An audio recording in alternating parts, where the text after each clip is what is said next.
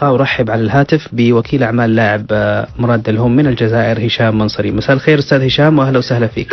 السلام عليكم، أهلا بك. أهلا وسهلا يا أخي الكريم. اليوم الأستاذ الدكتور عبد الله البرقان رئيس لجنة الاحتراف لدينا في السعودية كان يرد على بعض المتسائلين في تويتر ونفى أنه وصلته أي شكوى بخصوص مراد دلهوم، فيما أنكم أكدتم اليوم في لقاء في صحيفة الجزيرة أنكم تقدمتم بشكوى للاتحاد السعودي ولم تجدوا أي استجابة. تفضل. والله أنا أول حاجة نستغرب كيفاش هو ينفي، فهمتني؟ يعني هو ينتظر في شكوى لكي يتحرك. أكيد. يعني نحن عندنا لا مش معقول. يعني لو هو يحب يتحرك حتى بدون شكوى، مع العلم أن نحن قدمنا شكوى للاتحاد السعودي 4 مرات. 4 مرات، تذكير أول وثاني وثالث ورابع. فهمتني؟ متى هذا الكلام عفوا أستاذ هشام؟ الاتفاقية هي كانت يوم 30/5 تنتهي المدة نتاعها 30/5، يعني من المفروض انه 30/5 يقع تحويل المبلغ المرد لهم بعد الاتفاقية الجديدة. يعني نحن بعد الاتفاقية الجديدة اللي انت نشرتها. طيب حلو. نحن بعد الاتفاقية ب 15 يوم اتصلنا بنادي النصر. حلو. فهمتني؟ كلمنا واحد اسمه خالد بغرارة، قال انا مستشار الامير. فهمتني؟ قلنا له يا اخ خالد راهو تاخرتوا 15 يوم وكذا وكذا وكذا. قال الامير مسافر ولما يرجع الامير اكيد حنصفي الامور. قلت له مش مشكل، عادي جدا يعني. فهمتني؟ انتظرنا شهر. فهمتني؟ في نص رمضان اتصلنا مرة اخرى. فهمتني؟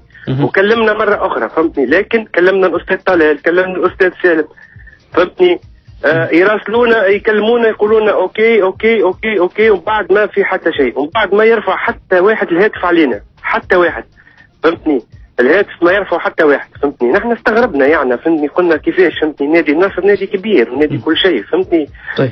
ما حبيناش معناها، برغم انه اتصلوا بينا من السعودية وكلمونا وراح نكتب في الصحافة وراح نحن كنا محترفين يعني. قلنا لا بالكش فما حاجة، خلينا ننتظر. اللي أيسنا وعرفنا ان الموضوع خارج من ايد النصر وخارج من ايد الاتحاد، لانه الاتحاد غريبة جدا معناها تسلك 4 مراسلات ولا تتصل بينا. بس اسألك اذا سمحت لي، ما جاوبت على سؤالي، متى تقدمتم باخر شكوى للاتحاد السعودي؟ لان عندنا تاريخ حنا من خلاله لا يستطيع النادي تسجيل اي لاعب. هل تقدمتم بشكوى في تاريخ معين؟ نحن قدمنا بشكوى في تاريخ 6 شهر 6. ايوه. فهمتني؟ شهر 6 ميلادي. نعم. وبعد ب10 أيام قدمنا تذكير ثاني 15/6، و20/6 رسلنا تذكير ثالث، و1/7 رسلنا تذكير رابع. فهمتني؟ وفي 1/7 قمنا بشكوى للفيفا رسميا. فهمتني؟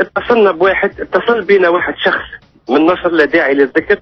قال لنا شوف المشكلة نتاعكم انه اجنبي، واحسن طريق انكم تروحوا للفيفا، لانه انا اكتشفت حاجة في النصر انه فما معارضة الحكومة، يعني فما ناس معارضين للنصر. يعني اتصل واحد معارض للنصراويين، المعارض للإدارة الحالية، ونصحكم قال روح اشتكوا الفيفا. نصحنا وقال لنا فهمتني النصر عنده، فهمتني اشتكوا للفيفا لانه النصر عنده، فهمتني عنده ماضي مع برشا لاعبين، وذكرنا باللاعب عنتر يحيى وذكرنا بلاعبين اخرين نفس الحكايه. ونصراوي هذا الشخص اللي اتصل عليك نصراوي. فهمتني؟ ويتصل بينا كل يوم ويحب حاجه، لكن انا ما بحب الشيء هذا. وكيف عرفت النصراوي انت؟ لا معروف نصراوي. يعني هو اعلامي معروف النصراوي ولا اداري او عضو شرف؟ لا هو نصراوي من الاداره النصراويه. فهمتني؟ ممكن تكون من الاداره القديمه.